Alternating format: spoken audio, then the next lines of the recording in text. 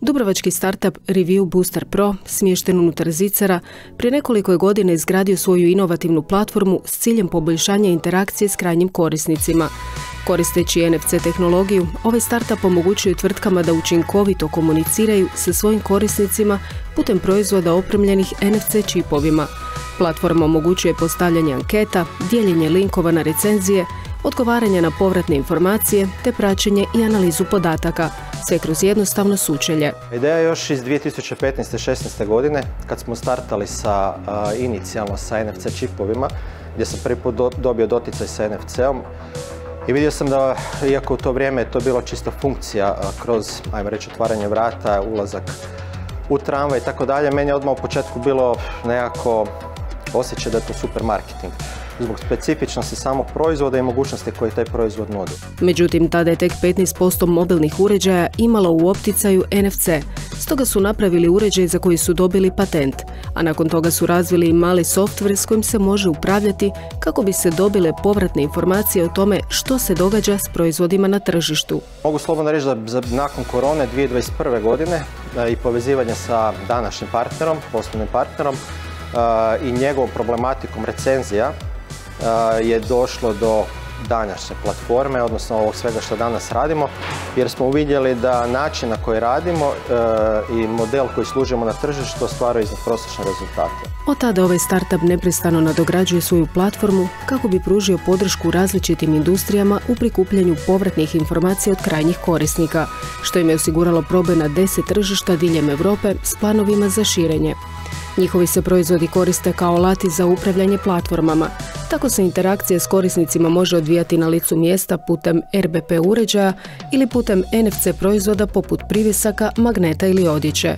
Korisnici jednostavno prislanjaju svoje mobilne uređaje na RBP uređaje ili proizvode kako bi obavili unaprijed definiranu interakciju putem RBP sustava. Svaki korisnik dobije podatke preko kojih se logira u našu platformu i praktički preko platforme kompletno upravlja sa uređajima na tržištu.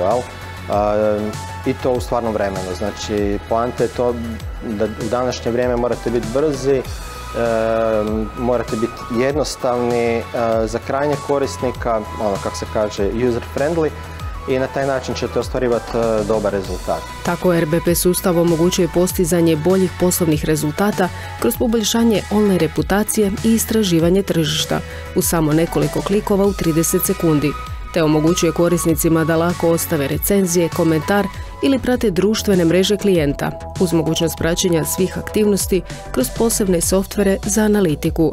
Možda je dobro za naglasiti da jedna vodeća hotelska grupacija u Hrvatskoj je čak dobila nagrade od svjetske platforme po pitanju količine skupljenih recenzija, što je onak dosta zanimljiva informacija. Čak su nas kasnije kontaktirali s obzirom da su brojke koje smo ostvarivali bili onak dosta iznad nekih njihovih prosjeka. Startup je već privukao klijente iz različitih industrija poput turizma, financijskih usluga, tehnoloških sustava i logistike. Prema analizama njihov sustav donosi i do 500% više recenzija u usporedbi s drugim rješenjima na tržištu. Sa 1.10. završavamo projekt koji sufinancira Europska unija i najmo reći da smo zaokružili onda prvi taj razvojni dio i koncept što se tiče same platforme. Sljedeći korak je isključivo marketing i prodaja i izlazak na vanjska tržišta. Iako smo prisutni, ali onak baš pravi izlazak na vanjska tržišta, tako da tu ćemo onda sagledati sve neke mogućnosti potencijalnih partnerstva ili eventualnih investitora, ali mislim da je to sad onak neki sljedeći korak. U suradnji s Fakultetom za menadžment i turizam u Opatiji, startup je osmislio projekt Global Destination Ranking, putem kojeg su odredili nekoliko pitanja koje će pitati turiste na lokacijama i na određenim destinacijama. Tako će imati prilike ocijeniti određeni hotel, restoran ili manifestaciju i ocijeniti destinaciju. Na temelju tih rezultata dobit će prosječan Global Destination Ranking Score.